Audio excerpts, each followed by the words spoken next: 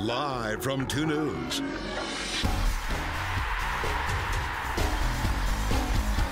This is Talkin' Real, powered by Strong Auto Group. Good evening, another Thursday night, another edition of Talkin' Real. Welcome in, I'm David James, along with Brian Dunseth, and what a week. RSL using a late goal to beat the LA Galaxy in the US Open Cup quarterfinals. Then they trade away the all-time leading scorer in Sabo. And now, a Saturday night showdown, another big crowd. They turn around and they beat Houston with the head coach up in the booth as a result of a late red card. 24th minute, Justin Glad almost gets his first goal, doesn't he? Well, he rises up well, gets away from his defender, and as he pushes this header, unfortunately off the crossbar, it'd be one of many looks for the big young central defender. Still scoreless after this one bangs off the crossbar. 36th minute, or 37th, Jordan Allen winning the ball for RSL.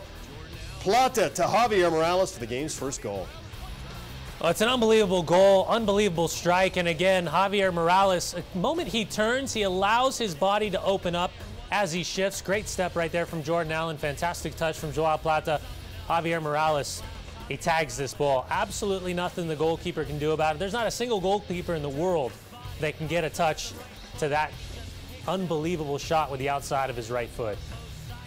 Taking a look, Tyler Derrick, he's hung out to dry. That's 6'6", laid out, 4 feet off the ground. Absolutely nothing he can do about it. Off the post and in. 45th minute, Abdoulaye Mansali almost forces Houston into an own goal. Well, he's pushing up high down the left-hand side, and Raul gets a touch, and full credit to the goalkeeper. Watch this reaction. Unbelievable. Even in slow motion, I still can't figure out how he got a touch to that ball. 51st minute, RSL attacking. Morales to Mansali, and a red card changes the game. Well, it starts with Tony Beltran on the right-hand side, plays himself out of pressure. What an unbelievable ball, again, from Javier Morales. And I feel bad for Kofi Sarkodie. He's not a malicious player whatsoever, but his foot goes out from underneath him. Then he follows through with that much force with the bottom of your cleats exposed. He leaves the referee with no choice whatsoever, goes back pocket. Referee's second game in Major League Soccer, first yet red card handed out. 65th minute, Plata and Javier Morales combine, and Plata gets his first MLS goal of the year. It's just so filthy, isn't it? Watch this replay. Watch the way Joao Plata, as he looks to get isolated, he recognizes he's got 4 players to beat. So he's going to play to Javier Morales, and watch this touch. Outside of the right foot, boom. Little clipped up ball. Great first touch with the left. Pushes it back to the right. Nothing the goalkeeper can do about it. And Joao Plata's speed, his athleticism on full display once again.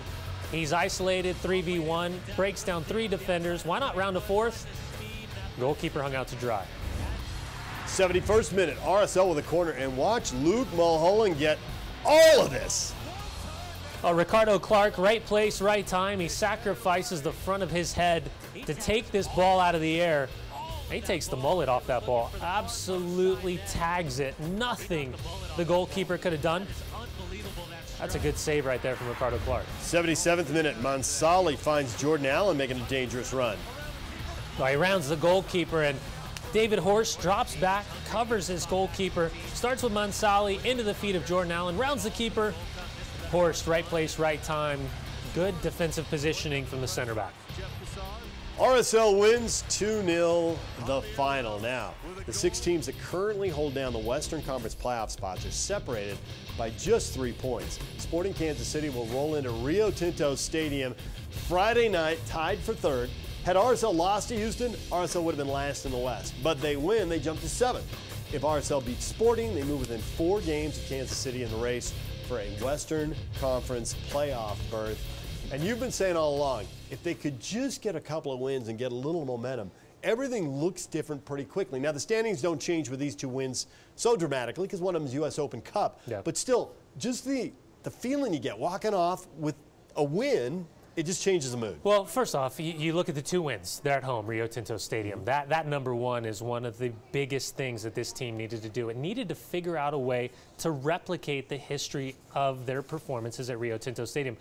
Number 2, you're in a semifinal of an Open Cup. You've just beat the Houston Dynamo, a team that you have to beat at this stage of the season, especially at home.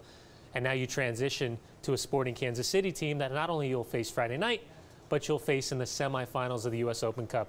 2 teams that hate each other, We're totally okay with that. This is what we want. This is what we need. This is what MLS needs.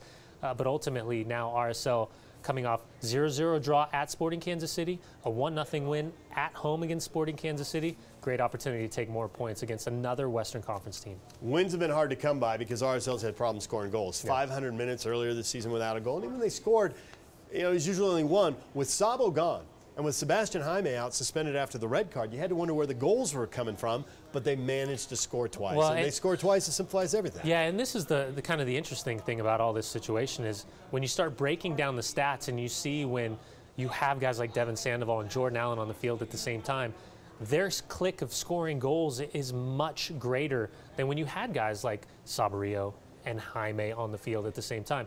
Now, what does this do? It makes it a much more athletic group of players on the field, much more dynamic, because as Sabo was more of a point striker, he's going to stay within 15 yards of kind of that central part of where he wants to be. But ultimately, I think when you look at this group right now, it's changed the dynamic on the field, it's changed the dynamic inside the locker room, and ultimately, when you take away big personalities, who steps up? Because it's not necessarily a vacuum. It's an opportunity for players to kind of push through, showcase who's going to be that leader, especially when you're missing guys like Ramondo, guys like Kyle Beckerman. All right, where will the goals come from? You know, there can be a lot of answers to that question, but one of the answers, RSL management, and certainly the fans hope going forward, is Luis Silva. 11 goals for DC United last year. And on top of that, where did he go to school, Dunny? Dunny. UC Santa Barbara, that's right. So, you know he's quality. Now, the problem has been multiple injuries this year. It just hasn't been able to get healthy. So the first question he faces when he meets the media after training is, when are you going to be healthy enough to play? We're still talking with the trainers. Like I said, today's my first practice since my groin injury. But it felt good. Everything felt good. I think we're going to take it day by day. All he did was technical stuff today, but you know, he's a very technical player. Great touch on the ball, great vision. But today was really just kind of getting familiar with the guys on the team and also seeing where he's at physically. You're obviously in the other conference. Did you follow RSL much? Do you know any of the guys, cross paths with them? Yeah, I mean, I played with Plata and Aaron Mound at Toronto. So, and I mean, I follow the team, you know. So I know it's a good group of guys on and off the field. Now that I'm here, that's what I'm getting to. So they play great football. You know, they like to keep the ball, and I think that's my style. So I'm excited. Yeah, like I said, not had a time to really see him, but there's a few guys on the team that have played with him before back in Toronto. So. I mean, they all talk good things about him. Met him a couple of times so far, and he seems like a lovely lad. So looking forward to getting to know him. RSL hosting Sporting Kansas City, and then the schedule gets crazy again. 5 games in 15 days, 3 time zones, 3 countries. It starts Saturday at DC United, Saturday, August 1 at DC United. Then a trip to Central America for the CONCACAF Champions League opener. Then a trip to Canada, Vancouver for an MLS game. Back to Sporting Kansas City for a midweek U.S. Open Cup semifinal. Back home to face Portland. They close out August with Seattle at home and a trip to hot, humid Dallas. So trying to be strategic with Silva here. Yeah. Do you bring him back right away, or do you let it go a week, or maybe even a little more than that, and just figure he's got to play some minutes in that stretch of 5 games in 15 days? Which one may not matter? Well, I think first and foremost, you got to get him around the group. You got to get him training, and I think the biggest thing right now for this group, keep them together.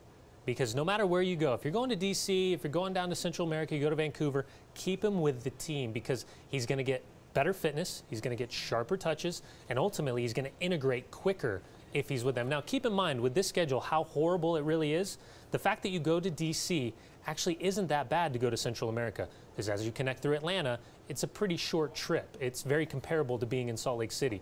Now, the backside, you go to Vancouver, it's a 2-hour trip. So this isn't worst case scenario, even in a big stretch of games and a tough part of the schedule for Real Salt Lake. You could dream up a worse travel schedule. Absolutely. I've been a part of worse travel. Listen, this is actually okay. And full credit to Real Salt Lake. They are going out of their way, sparing no expense to make sure that this group has the easiest possible travel schedule with the most amount of upgrades on these trips. What about Ramondo and Beckerman? They've had the Gold Cup duties.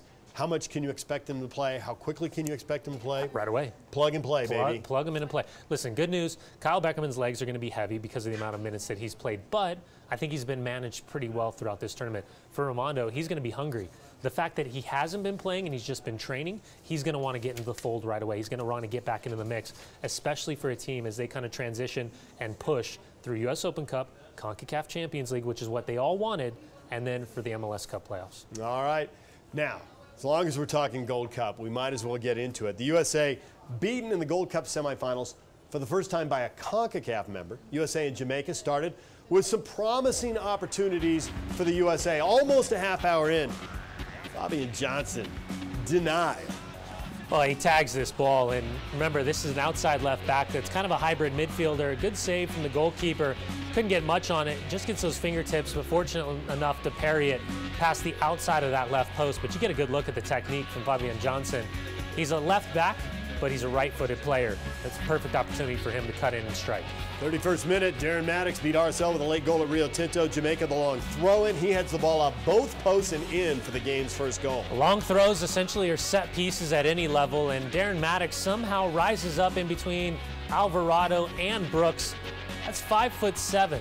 Just pushes it, pings the left post, comes back across, and right now, that's when the ball finally goes in. A couple minutes later, Jamaica attacking, and Kyle Beckerman earns a yellow. Well, listen, for me, I think watching Twitter explode with the amount of hatred for Kyle Beckerman in this match, my question is, keep in mind, why is a defensive midfielder getting sucked into an outside back spot? 1 minute later, another big call goes against the U.S. You don't see this every day. You really don't even see it every year. You never, ever, ever see this call. This is the equivalent of a foul throw. Is he right? Technically, he's right. But this is a really soft call to make. All right, that's a free kick, and the Houston Dynamo's Giles Barnes makes sure the U.S. is punished. Unbelievable free kick from Giles Barnes. Opens up his hips, up and over the wall. He tags this ball. Pace, precision, accuracy, nothing the goalkeeper can do about it. Second half, the U.S. wanted an early goal. They get it. Michael Bradley part of the buildup, and then the spill. He comes charging forward from the top of the 18 and puts the rebound in the back of the net. Well, he's always following up the plays, and people forget he is a goal scorer, even though he sits a little bit deeper. Great spot, just caresses that ball with the inside of his left foot. So the U.S. now down just a goal with more than half an hour to go. 51st minute, great chance for the equalizer here. Another golden opportunity off another rebound. As this ball's pinged in, goalkeeper has a complete shocker with the movement on this ball right there, saying like, I couldn't see it.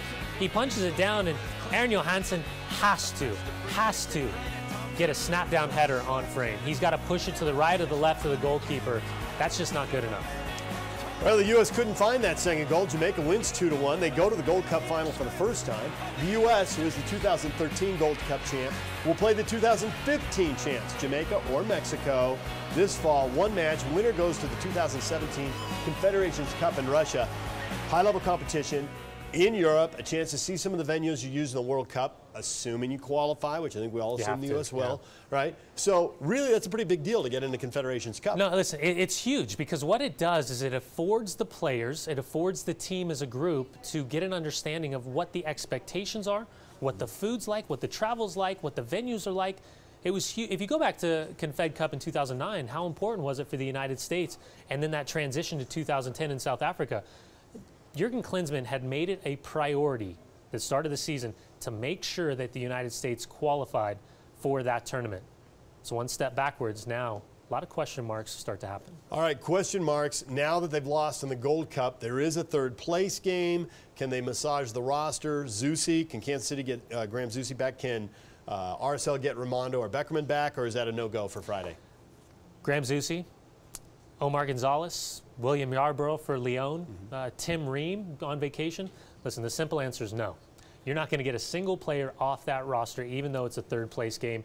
There's pride on the line. There's locked-in roster spots. There's no way Jurgen Klinsmann is going to allow any of that group to leave that camp. Now, the question then becomes, what are we talking about for Sporting Kansas City? Well, if you take a look at what their potential lineup looks like for Sporting Kansas City.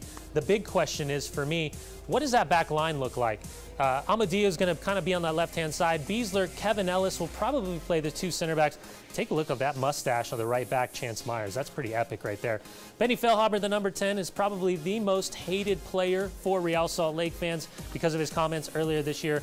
Number 27, Roger Espinosa, not afraid to kick everybody up and down the field, but also has a touch of class with that left foot.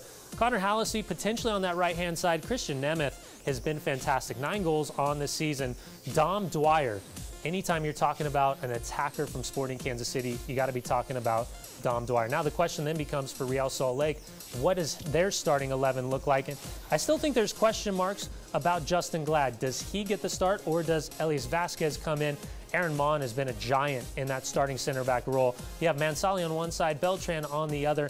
I think Luis Gil gets the start alongside Luke Mulholland because Jordan Allen is still dealing with that hamstring injury that forced him off. Javier Morales pulling the strings on one side. I think you could see a hybrid. What about Devin Sandoval potentially getting the start, pushing Sebastian Jaime out wide?